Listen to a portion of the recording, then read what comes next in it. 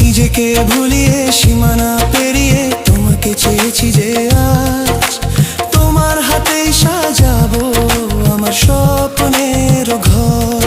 আমি তোমার প্রেমে পড়ে দুনিয়া ভুলে গেছি।